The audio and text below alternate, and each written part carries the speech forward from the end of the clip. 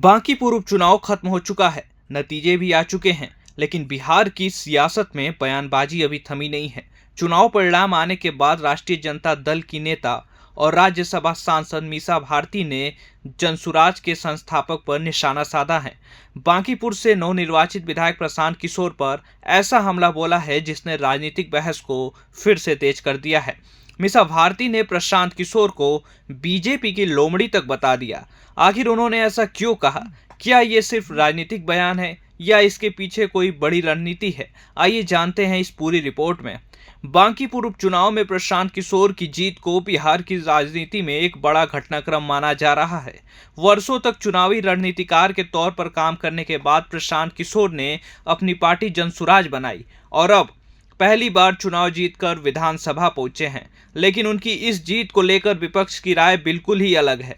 RJD सांसद मीसा भारती का कहना है कि ये जीत जितनी प्रशांत किशोर की दिखाई दे रही है, उससे कहीं ज्यादा राजनीतिक फायदा बीजेपी को हुआ है। मीसा भारती ने मीडिया से बातचीत में कहा कि लोग ये मान रहे हैं कि बांकीपुर में बीजेपी चुनाव हार गई है, लेकिन उनके मुताबिक सच्चाई इससे बिल्कुल अलग है। उन्होंने कहा कि बीजेपी का चुनाव चिन्ह भले नहीं जीता हो, लेकिन राजनीतिक रूप से जीत बीजेपी की हुई है। मीसा भारती का आरोप है कि प्रशांत किशोर की राजनीति का सबसे बड़ा फायदा बीजेपी को मिलता है। उन्होंने कहा कि जब जनसुराज जैसे दल चुनाव लड़ते हैं तो विपक्षी वोटों का बंटवारा होता है और इसका सीधा लाभ बीजेपी को मिलता है। इसी संदर्भ में उन्होंने प्रशांत किशोर को बीजेपी की लोमड़ी बताते हुए कहा कि जनता को सिर्फ उम्मीदवार की जीत हार नहीं बल्कि उसके पीछे की राजनीतिक रणनीति को भी समझना चाहिए। आरजेडी का यह आरोप कोई नया नहीं है। पिछले कुछ समय से पार्टी लगातार कहती रही है कि बिहार में जो भी नई राजनीतिक ताकतें उभर रही है वे विपक्षी वोट बैंक को प्रभावित करती है। आरजेडी का मानना है कि जब विपक्ष के वोट अलग अलग दलों में बढ़ते हैं तो अंततः इसका लाभ एनडीए और बीजेपी को मिलता है। मीसा भारती ने भी बांकीपुर उपचुनाव के नतीजे को इसी नजरिए से देखा और कहा कि ये चुनाव परिणाम बीजेपी की अप्रत्यक्ष जीत है। भले ही उसका उम्मीदवार चुनाव हार गया हो, लेकिन जीत बीजेपी की ही हुई है। दूसरी ओर प्रशांत किशोर पहले भी ऐसे आरोपों को कई बार खारिज कर चुके हैं। उनका कहना है कि जनसुराज किसी भी राजनीतिक दल की बी टीम नहीं है।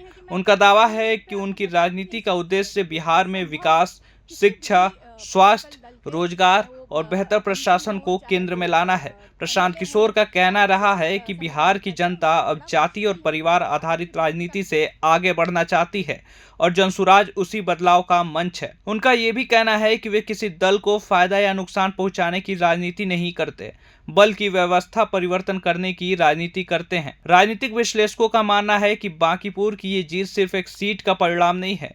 इससे ये संकेत जरूर मिला है कि बिहार की राजनीति में अब दो धुरों के अलावा तीसरे विकल्प की भी चर्चा होने लगी है।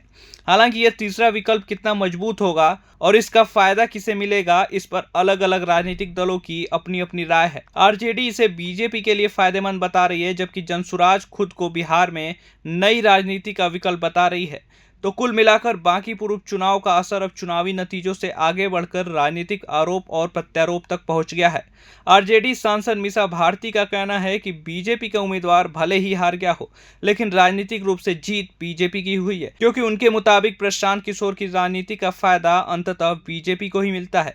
आपकी क्या राय है? क्या प्रशांत किशोर वास्तव में बिहार की राजनीति में तीसरा मजबूत विकल्प है, या जैसा मीसा भारती का आरोप है उनकी राजनीति से बीजेपी को फायदा मिलता है? अपनी राय हमें कमेंट बॉक्स में जरूर बताइए। प्रभातखबर.com, विश्वास वही, रफ्तार नहीं।